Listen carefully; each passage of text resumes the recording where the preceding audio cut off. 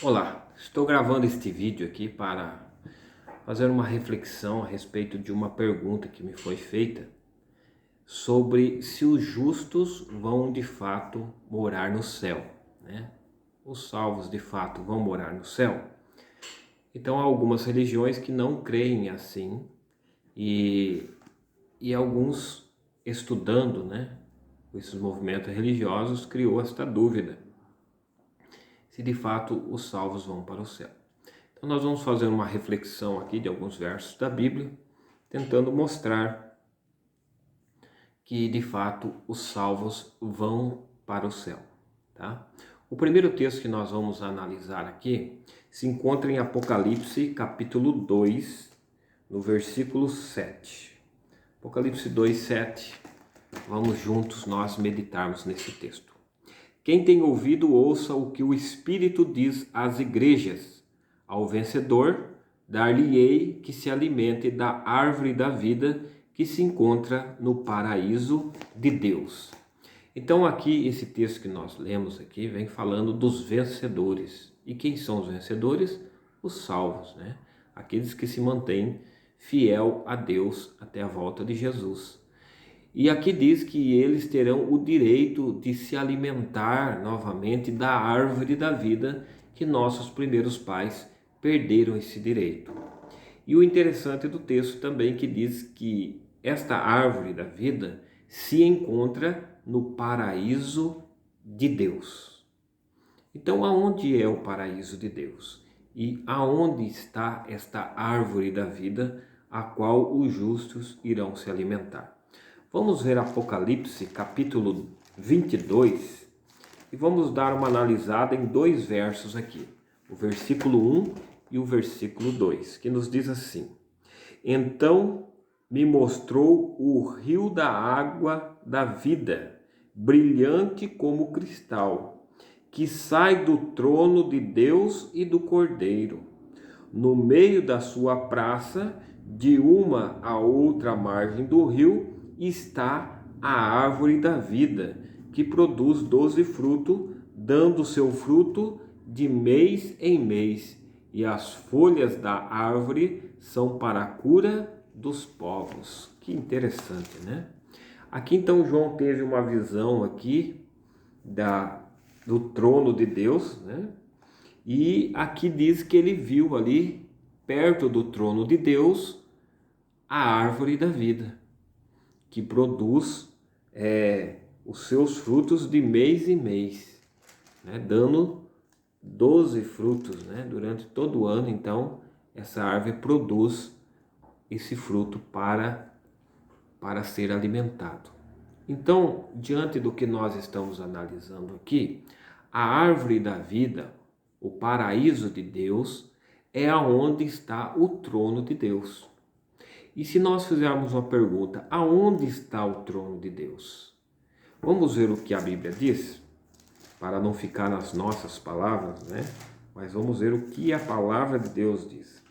Apocalipse capítulo 4, versículo 1 e o versículo 2 nos diz assim: Depois destas coisas, olhei, e eis não somente uma porta aberta no céu, como também a primeira voz que ouvi, como de trombeta ao falar comigo, dizendo: Sobe para aqui, e te mostrarei o que deve acontecer depois dessas coisas. Imediatamente eu me achei em espírito, e eis armado no céu um trono, e no trono alguém sentado. Então veja bem aqui que João teve uma visão de uma porta aberta no céu. E ao olhar lá no céu, né? Ele foi em visão ali no céu, ele viu um trono lá no céu. E quem estava sentado no trono? É lógico que é Deus, né? A descrição do capítulo 4 aqui não nos deixa nenhuma dúvida que Deus estava ali assentado. Então, o que eu quero dizer com isso? Aonde se encontra o trono de Deus? No céu. E se a árvore da vida está junto ao trono de Deus, aonde a árvore da vida está? No céu. Então, se o justo vai se alimentar dessa árvore da vida, Aonde o justo deve estar? Também no céu. Então, lendo esses textos aqui, já nos deixa uma luz bem clara que não pode nos dar dúvida. Mas vamos prosseguir, que a Bíblia tem mais algo para nos dizer. No capítulo 4, no capítulo 7, me perdoe, tem algo muito interessante. Capítulo 7 de Apocalipse, no versículo 9, nos diz assim, o 9 e o 10. Depois destas coisas vi, e eis grande multidão que ninguém podia enumerar, de todas as nações, tribos, povos e língua, em pé diante do trono e diante do Cordeiro, vestidos de vestiduras brancas, com palmas nas mãos, e clamavam em grande voz, dizendo: ao nosso Deus que está sentado no trono e ao Cordeiro pertencem a salvação. Olha que maravilhoso, né? Aqui diz de uma multidão de salvos que não se podiam contar, de todas as nações, tribos, povos e línguas. E eles estavam onde? Diante do trono de Deus e do Cordeiro. E como nós acabamos de ver em textos anteriores, onde está o trono de Deus? No céu. E aqui diz algo muito interessante também. O versículo 15, 16 e 17 do capítulo 7. Razão porque se acham diante do trono de Deus e servem de dia e de noite no seu santuário. E aquele que se assenta no trono estenderá sobre eles o seu tabernáculo.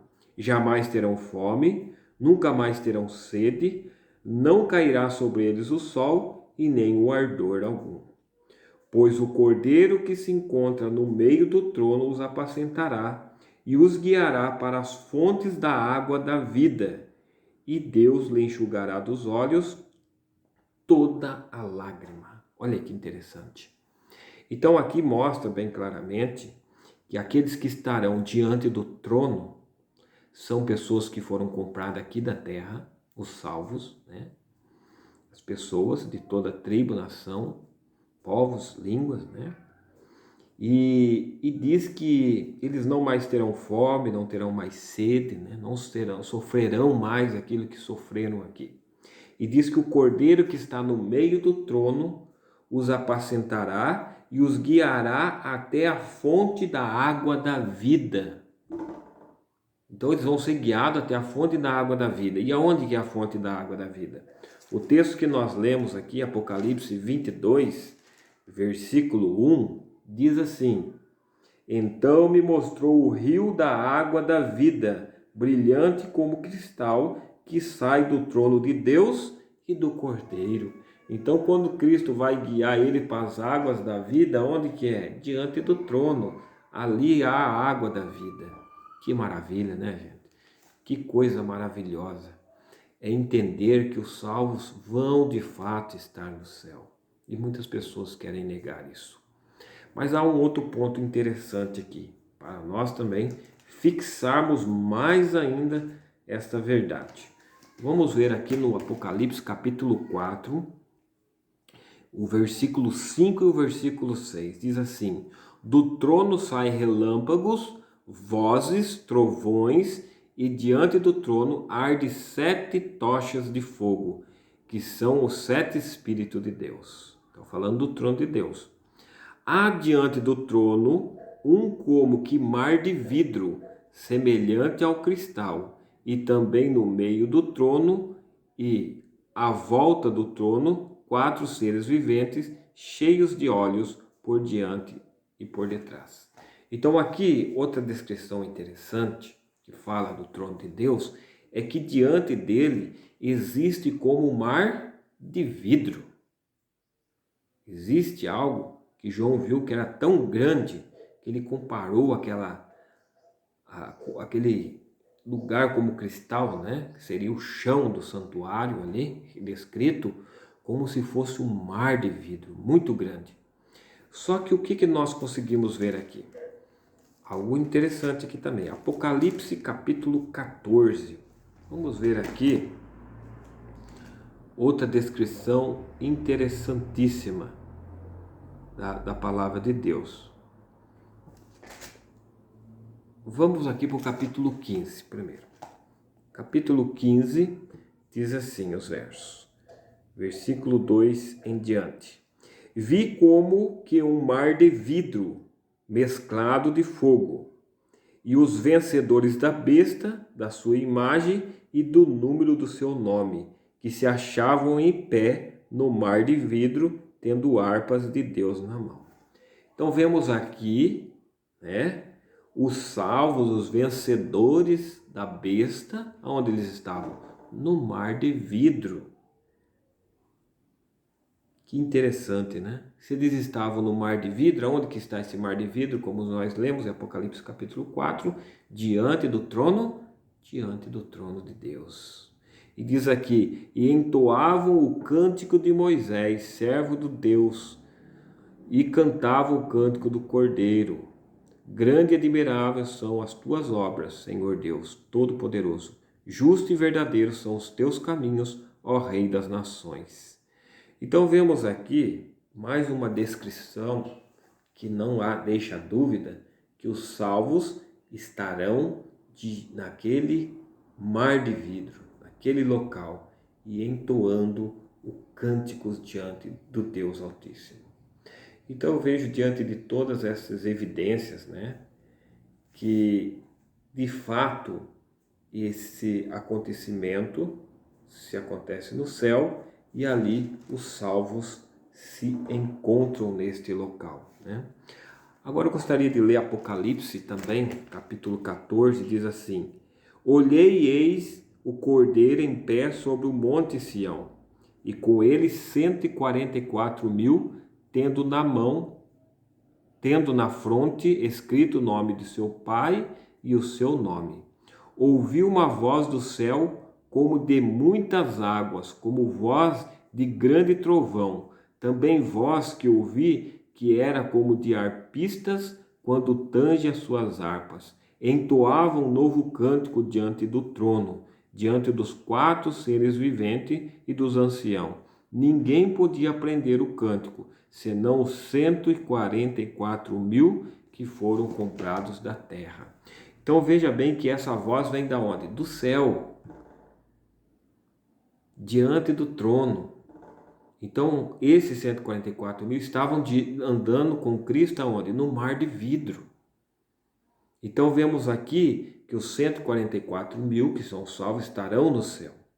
E não somente os 144.000, como alguns dizem, porque no capítulo 7 diz que viu uma grande multidão que ninguém podia contar, e eles também estavam diante do trono de Deus. Então, nós temos aqui evidências bíblicas que não nos deixam dúvida nenhuma que os salvos, sim, um dia estarão no céu louvando ao nosso Deus. Não deixe que o inimigo tire essa promessa do seu coração e deixe você ter dúvida, porque Deus quer você mais próximo dele, quanto mais rápido possível, né?